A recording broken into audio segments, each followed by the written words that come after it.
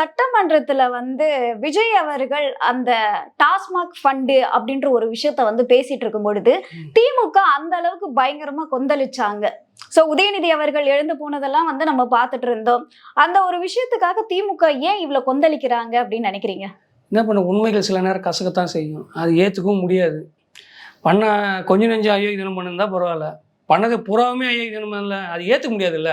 இல்ல, தேவையில்லாம எங்க மீது அவதூறை தான் பரப்பிக்கிட்டு இருக்கு தமிழக வெற்றி கழகம் அப்படின்ற மாதிரி ஒரு விஷயத்த தான் அவங்க முன்வைக்கிறாங்க. அவங்க ஆதாரத்தோட தானங்க பேசுறாங்க. டாஸ்மாக்ல ஊழல் நடந்துச்சா இல்லையா? நடந்தது. செந்தில் பாலாஜி ஊழல் பண்ணாரா இல்லையா? அதுதான் அவங்க கேட்குற கேள்வி. ஆனால் செந்தில் பாலாஜி எப்படின்றது நாடே அறியும்.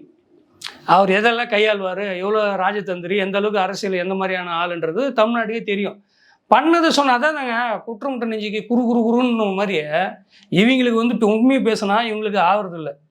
அதனால் ஏஞ்சி போயிடுறாங்க. இது ஒன்றும் நம்ம பெருசாக எடுத்துக்க தேவையில்லை. அது திமுக அப்படி, அது அதிமுக வழக்கமாக அது பண்ணிச்சு திமுக ஆட்சியில் இருக்கும்போது. இப்போ தாவேக ஆட்சியில் இருக்கும்போது திமுக அதை பண்ணுது, வெளிநடப்பு ஏஞ்சி போகிறதில்ல.